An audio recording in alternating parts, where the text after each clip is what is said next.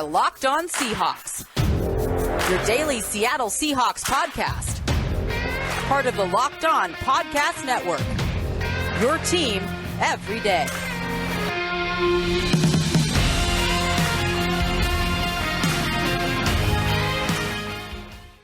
Greetings, 12. This is Corbin Smith, your host for Locked On Seahawks. Joining me as always, my co-host in crime, Rob Rang. Unfortunately, it's a terrible Tuesday here on Locked On Seahawks. Seattle dropping its third consecutive game for the first time since 2011, falling just short in a 13-10 loss to the New Orleans Saints on Monday Night Football. We're going to be breaking down everything from that game later with our weekly The Good, the Bad, and the Ugly segment. Plus, we're going to be dishing out our thoughts on what the Seahawks might do now that they're down to 2-5 in last place in the NFC West, what they might do heading into next week's trade deadline. Thanks for making Locked On Seahawks your first listen every day. We are free and available on all platforms. Now for your lead story here on Locked On Seahawks. Not only did the Seahawks drop their third consecutive game and move to 2-5 for the first time since 2011, they also suffered a key injury on defense late in the fourth quarter. Marquise Blair just can't catch a break. Last year missed 14 games with a torn ACL, and now the rest of his 2021 season is in jeopardy with a fractured kneecap. The injury was suffered in coverage. He was pushed off against on a offensive pass interference call by Traquan Smith, landed funny on his right foot. You could see his leg buckle. He was down on the ground for a few minutes, and then he hobbled off with trainers. It didn't look good. And after the game, Pete Carroll said that he might have a patellar tendon injury. So while a fractured kneecap is painful, honestly, that would be a better injury than having a patella tendon injury, which we saw Will Dissly go through that rehab a few years ago. So I guess you can look at that as a silver lining here, but nonetheless, Pete Carroll says he's going to need that cleaned up. I would suspect he's going to land on injured reserve, and we won't see Blair the rest of the season. Yeah, so obviously very disappointing news for Marquise Blair, who, as you said, Corbin, has really struggled with durability, not only during his NFL career, but previously in his college career as well. And that was one of the reasons why I gave him a fourth-round grade. Coming out of Utah a few years ago, I was shocked when Seattle selected him in the second round. And, you know, hindsight's 20/20, as they say, but it does feel like this has become a little bit of a broken record with Seattle's draft picks, especially the early draft picks. Just so many of Seattle's top players, top drafted players, first and second round guys have gone down from injury. It's kind of ironic that Marquise Blair goes down in the game that Rashad Penny, former first round pick, of course, comes back and makes his 2021 season debut. So unfortunately, again, this has been something that has kind of just wreaked havoc on Seattle's roster. And I think, unfortunately, that we are seeing that is one of the biggest reasons why there is such a drop off between Seattle's starters at certain positions, obviously quarterback being one of them, and such a drop off to the second and third string players. The Seahawks just are not a deep enough team right now to be able to handle all of this attrition due to injuries, and that's the reason why they have lost 3 games in a row and 5 of their last 6. There are a few exceptions to the rule, DK Metcalf being the most notable, but since 2017, the Seahawks have had horrific luck with their first and second round draft picks, particularly with injuries. Everybody knows what happened with Malik Mcdowell. His ATV accident never played it down for the team. Somehow, 4 years later, gets back in the NFL, and he's been playing some for the Cleveland Browns. So good for him being able to get back in the league, but never played at all for Seattle. They didn't believe that he should be cleared to play at the time. And so didn't get anything out of him. The other second-round pick in 2017, Ethan Posik, has missed 26 games the last 3 years. He's been on injured reserve 3 different times, and now he doesn't even have a starting job. He's on the roster, but Kyle Fuller's the starting center because Posik lost that job by not being available. Then 2018, they use a first-rounder in Rashad Penny. You just mentioned he missed 5 games this season. He comes back on Monday night, had a pretty lackluster performance with 9 yards on 6 carries, but nonetheless, he's had a bunch of different injuries since they drafted him. Torn ACL this year, dealing with a calf injury. He's missed 26 regular season games in the past 4 seasons. And then you look at their 2019 draft class, LJ Collier missed almost all of his first training camp, all the preseason. That set him back for his entire rookie year, made 3 tackles. Last year was a starter for 16 games, and this year he's been a healthy scratch for 5 of the first 7 games. They've clearly given up on him at this point. And then behind him, Blair, if he doesn't play again this year, he will have missed 28 games in 3 seasons. So these injury issues have been a lingering problem with top draft picks. Last year, Darrell Taylor didn't play a single down, missed his whole rookie year. This year, D. Eskridge has a concussion and still isn't back after suffering that injury in the season opener. I mean, just every single year, they're having at least one player they picked in the first couple rounds that is suffering a significant injury, and they're missing extensive time. They're not playing at all. And obviously, there's some luck behind that. John Schneider couldn't have known Malik McDowell was going to get an ATV accident. He didn't know that D. Eskridge was going to have a concussion in week 1. He didn't know that Rashad Penny, who was super durable in college, was suddenly going to be injury prone in the NFL. Those are things that they didn't have any idea were going to happen. So there's some luck to it. But at the same time, this really does make the drafting process look pretty poor for the Seahawks, at least in my opinion.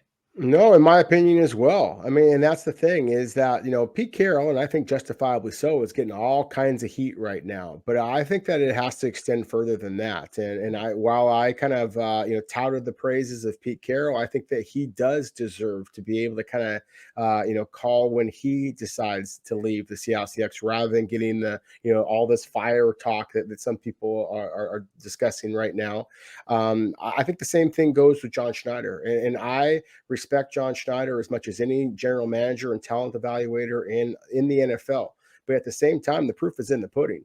And the fact that Seattle's early draft picks have not been very successful, I think that he and his scouting staff have to be looked at a little bit. I think that the sports science staff, the sports medicine staff with the Seahawks have to be looked at, whether it be their head trainer, Ivan Lewis, in terms of strength and conditioning, and the 5 different assistants that the Seahawks have on this team, maybe even their sports, their medical professionals.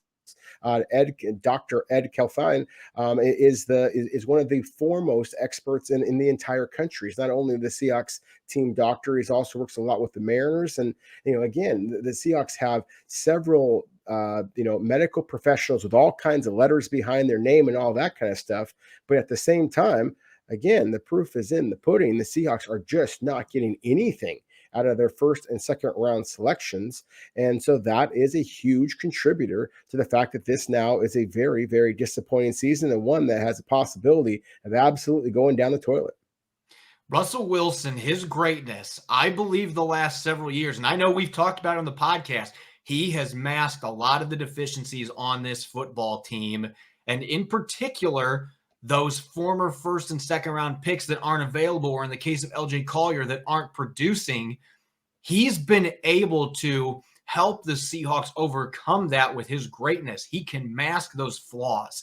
Well, Russell Wilson's now hurt, and he's going to miss at least one more game. With him not being on the field, the chickens have come to roost now. That lack of depth that the Seahawks have at a number of positions, the talent discrepancy that they have now compared to earlier years in the Pete Carroll era, a lot of that has resulted from those early picks not working out. Then you had to add in the fact that Jamal Adams gets traded for. You traded 2 first-round picks for him, and you haven't necessarily gotten the return back with Jamal Adams that you were hoping for. You add all those things together, that has been a key contributor to the fact that the Seahawks right now are 2-5. They've lost 3 games in a row that they were in it till the very end. And you got to believe if they had a couple more impact players on either side of the football, even with Geno Smith out there as quarterback, they could have won at least 2 of those games. And we might be having a much different discussion getting ready for their Week 8 game against the Jaguars. Instead, we're going to be talking about this in the next quarter. We're wondering, what do the Seahawks do now? What's the game plan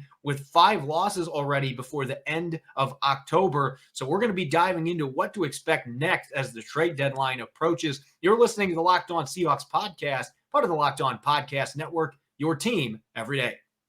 Hey, Seahawks fans, this is Corbin Smith with an incredible app everyone who buys gas needs to know about. It's called Get Upside. My listeners are making up to 25 cents for every gallon of gas every time they fill up. Just download the free Get Upside app in the App Store or Google Play right now and use the promo code TOUCHDOWN to get a bonus 25 cents per gallon on your first fill up. That's up to 50 cents cash back. Don't pay full price at the pump anymore. Get cash back using Get Upside. Download the app for free and use the promo code TOUCHDOWN to get up to 50 cents per gallon cash back on your first tank. Some people who drive a lot are making as much as $200 to $300 a month in cash back, and there's no catch. The cash back gets added right to your account. You can cash out anytime to your bank account, PayPal, or an e-gift card such as Amazon and other brands. Download the free Get Upside app today and use the promo code TOUCHDOWN to get up to 50 cents per gallon cash back on your first tank. Welcome back to the Locked On Seahawks podcast, Tuesday edition. This is Corbin Smith, joined as always by Rob Rang. You know we've got you covered on all things Seahawks, but with the trade deadline right around the corner, don't miss our live NFL trade deadline show, reaction to every move, plus a second half season preview and much more. Catch the show live from 3 p.m. to 5 p.m. Eastern on November 2nd on the Locked On NFL YouTube page. The Seahawks fell to 2-5 last night with a 13-10 loss to the Saints on Monday Night Football. Another demoralizing defeat. As we mentioned earlier in the show, the Seahawks have been in each of the last 3 games, really down to the final moments, but they have not been able to finish. And that has really been the tale of the 2021 Seahawks. Even before Russell Wilson got hurt, they couldn't find ways to finish games. They couldn't find ways to play 4 quarters on both sides of the football. And so now the Seahawks are in an unprecedented situation. They have not been 2-5 since 2011, the year before Russell Wilson was drafted. Obviously, the Seahawks made the playoffs in his rookie year, but they went 7-9 in 2011. It was a rebuilding year of sorts for the Seahawks. They have not experienced this for a long time. They were 2-4 in 2015, but they won their next 2 games. That obviously now is not going to happen this year. They're not going to replicate that success. And so at best, they're going to have a 3-5 record going into their week 9 bye. Maybe they get Russell Wilson back immediately after that against the Packers and they can rattle off a bunch of wins. But going to be really tough, Rob, for this team to get back into the playoff hunt, which begs the question, where do you go from here if you're John Schneider, Pete Carroll, and company? Because the trade deadline's coming up on November 2nd. Most years, the Seahawks will be trying to add a player, but you got to wonder with them being 3 games under 500 and already 5 games out of first place in the NFC West, if John Schneider's going to be willing to do that. They already don't have much draft capital, and that really makes things interesting here as far as whether they're going to be buyers, sellers, or just decide to sit pat. Yeah, I think that they have to be absolutely part of the, every trade. That's one of the things that John Schneider and Pete Carroll have always said is that there's nothing going on in the NFL that they are not part of, that they're not, at least doing their due diligence. Well, I think that they need to be the aggressor at this point. I think that it would be pretty hard to justify being buyers and trying to trade for somebody to try to improve this team. But I think that they absolutely have to be looking at possibly selling some of their players. And again, that breaks my heart. These are men with families in many cases that are here in the Seattle area. You don't want to trade people as if they are just a commodity. But that is the National Football League. That is professional sports. And if the Seahawks are going to turn this thing around, then they are going to have to be able to shed some salary. They're going to have to be able to get younger. They're obviously going to have to become more durable. And they have to find some playmakers, as you said, on both sides of the football. So just, John Schneider has kind of developed this reputation as Trader John. And I think that he needs to kind of flex those Trader John muscles a little bit here and really make sure that they are that the Seahawks are very much, basically in the wheelhouse with every single offer that is being, created out there in the NFL, almost regardless of position. And if there is some type of massive deal that might be offered for Bobby Wagner, for a DK Metcalf, for a Russell Wilson, I think that you have to consider it. And obviously that's a really complicated conversation, but this has to be something that the Seahawks have been talking about for a long time now. It's not like this team just fell off the map. Like they've been winning every game and then they just had one catastrophic injury and suddenly that's why their season has gone down the toilet, as I mentioned before. You mentioned it, Corbin, that this is a team that has been unable to finish a game all throughout the entire season. the Tennessee Titans. That was a victory. But the Seattle was unable to finish that game. The Titans stole that, and everything has gone kind of downhill since then. So commit to me, again, I think that the Seahawks absolutely need to be the aggressors, and that may mean selling all kinds of different talent from this team. Yeah, I expect John Schneider is going to be working the phones, but as several of our listeners referenced today on social media, this is going to be very complicated. Anytime you're talking about potentially dealing veteran players from a perennial playoff contender that just hasn't had things work out this year, that's always going to be complicated. There's going to be some strong feelings from the fan base, from players on the team, and there is the Russell Wilson factor that you have to consider here. That what kind of message are you sending to your quarterback if somehow they decide, you know what, we're going to move Bobby Wagner? Or if you traded DK Metcalf, could you imagine what Russell Wilson's response to that would be? You would just be setting yourself up for number 3 to force his way out. So this is definitely a slippery slope that we're talking about. And this team has enough talent on the roster that you got to wonder if, maybe if they just retooled a few things, maybe they could get back into contention. But I don't know at this point that I feel that way. It feels like they need to have a pretty significant overhaul here. I don't know if that means that you're changing coaches. I don't know if that means that you, God forbid, decide, we're going to move on from Russell Wilson after the season. There's a lot of moving parts here. But as far as approaching the deadline, there's one move that I think the Seahawks should be trying to do. I don't think you trade Bobby Wagner. I don't think they're going to get the right value back for him with his contract, his age. I don't think you're going to get anything above a third-round pick right now for him. And I just can't justify moving a player that's still really good and is the leader of your defense for that. But I'm going to throw this name out there, Rob. He has not played well the last 5 games. But Dwayne Brown is a proven commodity at left tackle. There are a number of teams in the NFL that are hurting at the tackle spots that have had injuries this year. One team in particular, I think the Baltimore Ravens, if you called them up tomorrow and said, hey, 5th round pick, maybe a 4th round pick for Dwayne Brown, we'll send him to you right now. I think the Ravens would strongly consider it because they just lost Ronnie Stanley. He's going to be done for the entire season. There are a few other teams out there that would be worth calling. And you can maybe still get some value for a player that's in the final year of his contract. Again, that might really upset Russell Wilson if you say, we just got rid of the best blindside protector that you've had in your entire career. But he's 36. He hasn't been playing well. It seems like he's frustrated with Kyle Fuller, the center, or whoever's making line calls. There's been some clear, obvious frustration on the field. You've got to wonder at this point if maybe, as unheard of as this would have been going the season, maybe this would be best for both parties here, for him to go to a contender in Seattle, maybe put Stone Forsythe in and see what the rookie can do and see if he's part of your future at that position. Well, and not only Stone Forsythe, but possibly moving Jamarco Jones out to the position I've always thought that he fits in best, and that left tackle, just because of his feet and his athletic ability. Again, we have to have the durability conversation all over again. But at the same time, I think that is a viable trade option. I think that Quandre Diggs is in very much that same way because he has played very well. And there are a number of teams out there, of course, who are very much in desperate need of a quality free safety. So I think that he might be another player out there that you could consider. But again, as you mentioned with Russell Wilson and just his influence over this team, if Seattle was to trade DK Metcalf, and you can just imagine how angry that Russell Wilson would be about that. As you said, I think that Russell Wilson would be very upset about the possibility of trading Dwayne Brown, which is all the more reason why I think the Seahawks should at least consider the possibility of trading Russell Wilson. And I think that Russell Wilson is the best player in this franchise. I think that everything that Pete Carroll said during last night's loss to the Saints, and he basically just said that he wasn't so sure that he would have been in town had Russell Wilson not been here. All of that said, this is not the Russell Wilson team. This is the Seattle Seahawks, and you have to do what's best for the squad.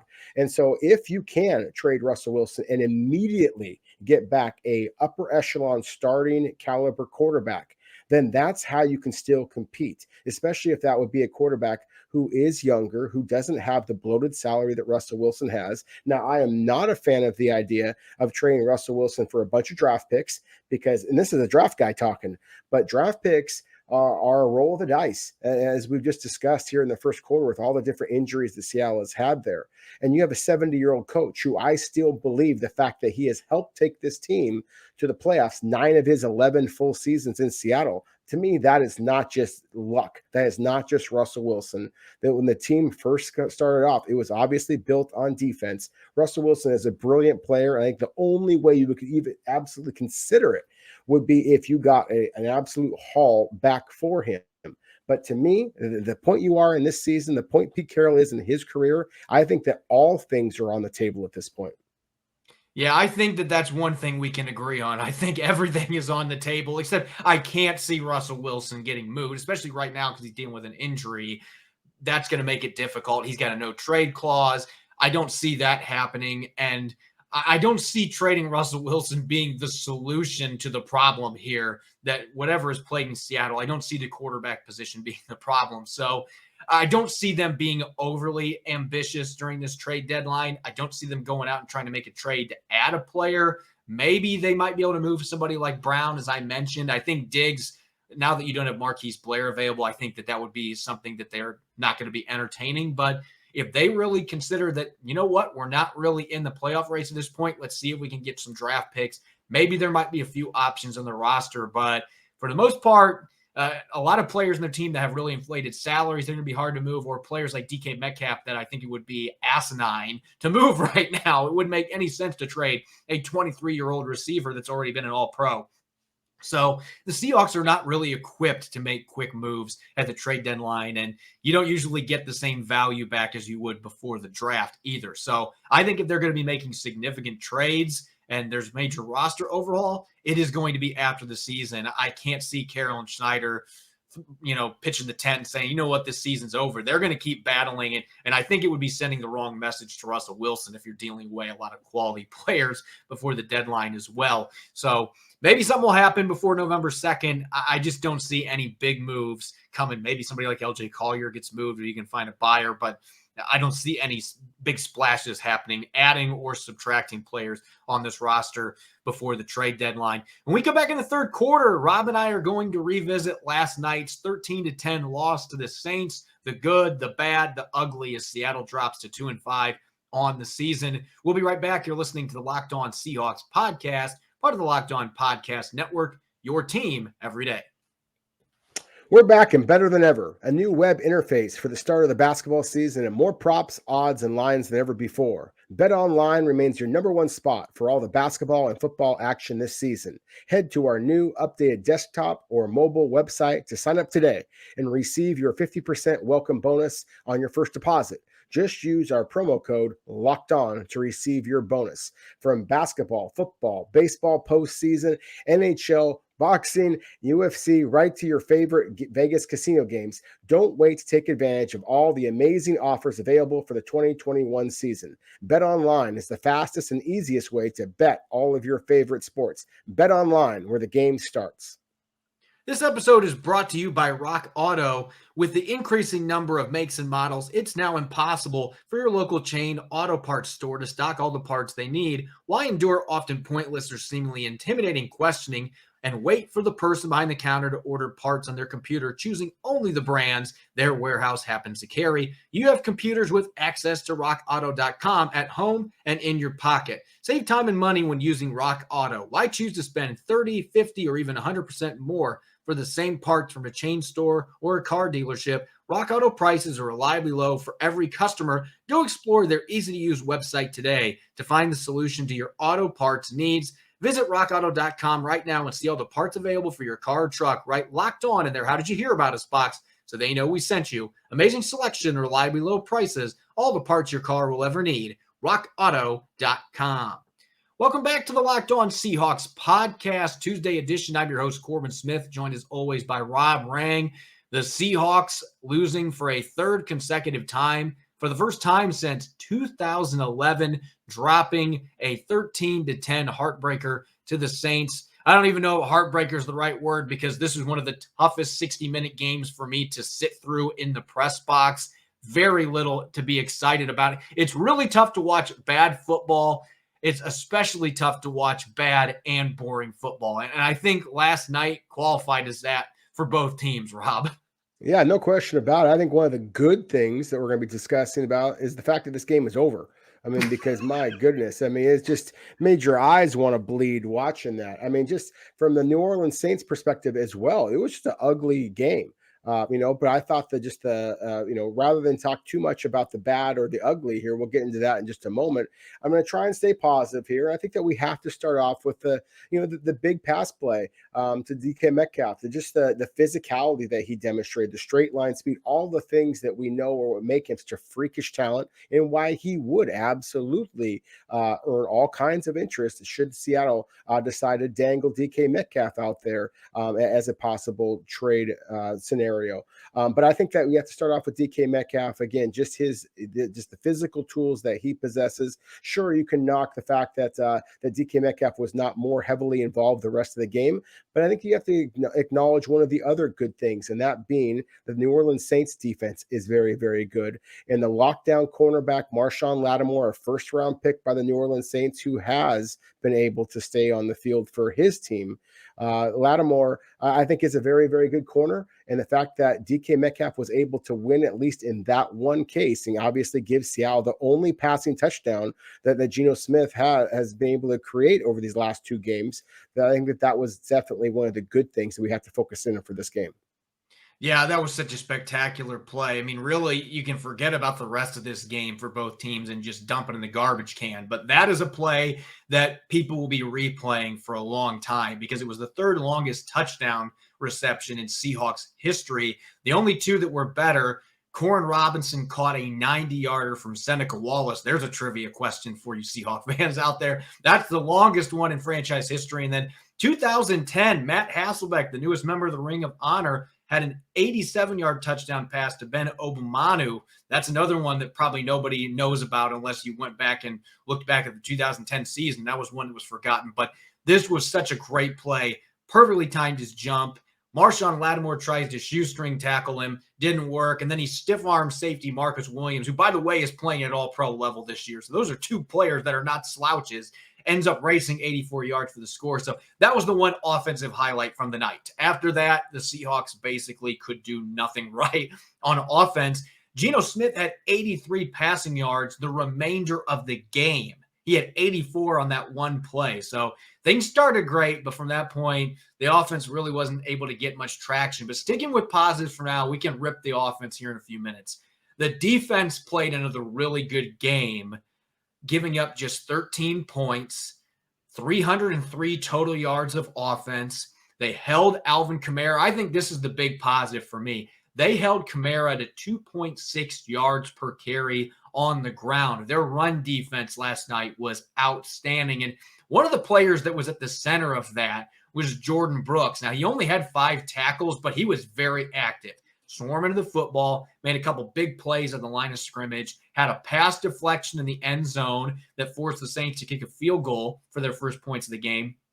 Recovered a fumble later in the second half that the Seahawks should have been able to capitalize on, only ended up getting a field goal despite starting at the Saints' 32-yard line. But Jordan Brooks did a lot of really great things in this game. I thought Jamal Adams had a quietly productive game, played well in coverage, gave up no receptions in coverage yesterday, had a couple nice pass rushes, had a pass deflection in the line of scrimmage. So this was a defense that you could call out a number of players. I thought Carlos Dunlap had his best game of the season. Rasheem Green did some nice things. The defense gave up 13 points. That should always be a strong enough effort to win a game in the NFL. Unfortunately, in this particular game, it wasn't enough.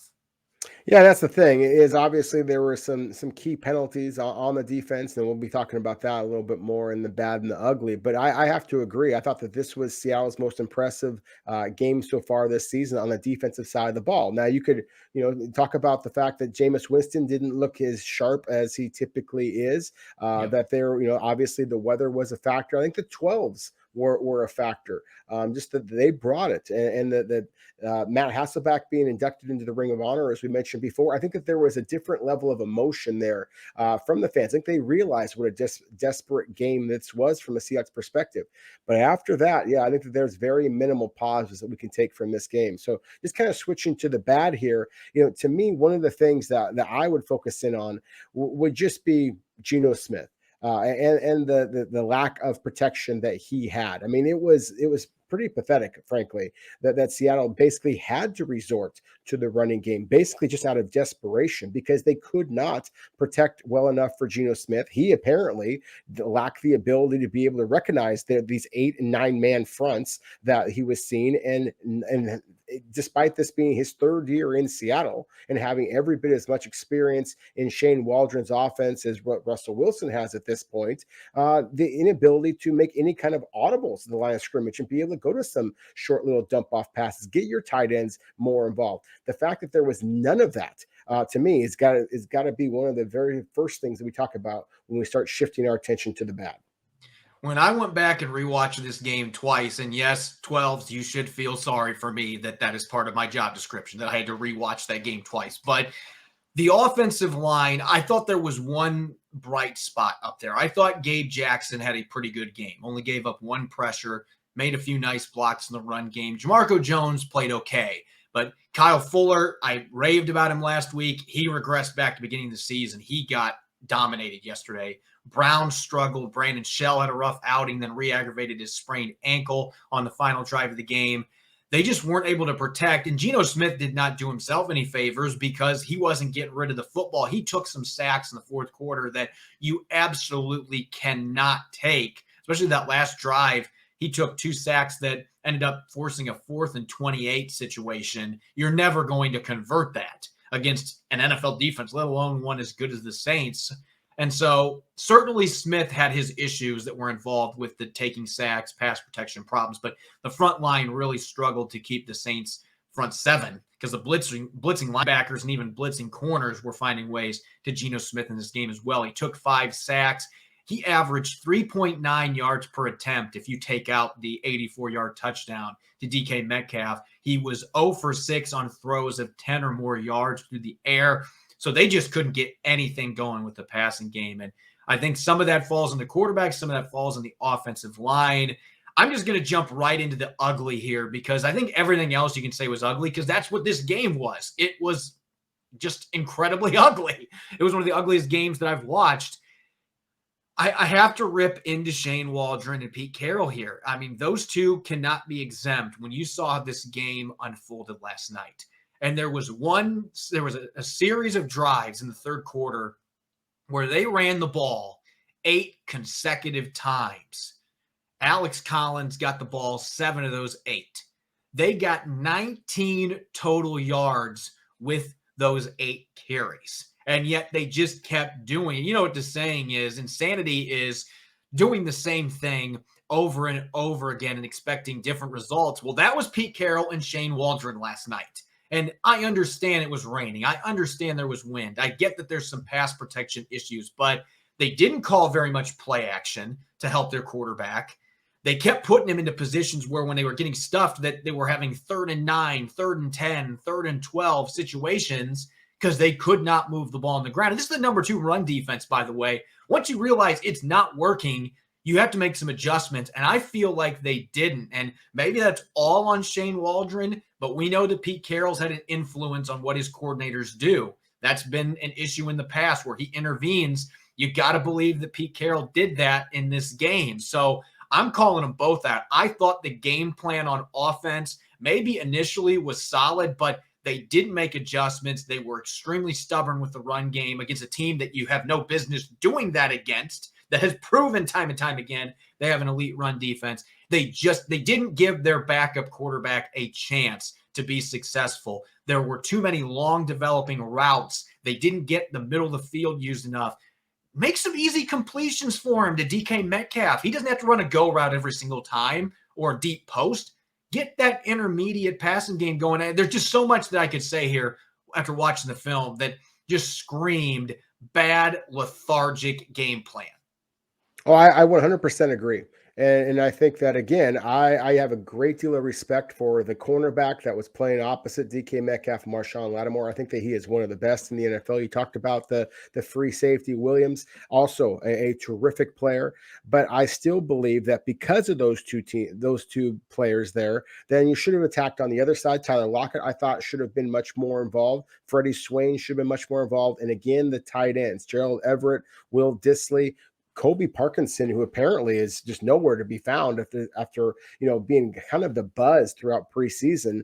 The Seahawks' inability or unwillingness to get their tight ends involved, to me, was one of the most maddening things about that game, because you knew that the Saints' run defense was one of the best in the NFL. I believe they came into the game, ranked number 2 in all of the NFL. So it's not like it was a surprise, and you had to protect the quarterback, Geno Smith, because he is a backup quarterback. He is limited in his ability and his experience. And again, going all the way back to his time at the collegiate level at West Virginia, he was never known as a guy who was particularly clutch at the end of games. So to play with this mentality that you're going to win it in the fourth quarter, that's what Russell Wilson is being able to do, obviously, throughout his time in Seattle. That's why he is a future Hall of Famer, and Geno Smith is a backup. But I 100% agree that Seattle's offensive game plan for this game was just abysmal. To me, the only other thing that you can talk about in this game that was as ugly as their offensive game plan was the production from the special teams unit.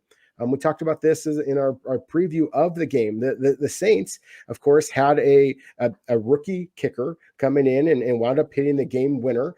They were missing their all-pro returner, and instead it was the Saints who were actually the better team on special teams.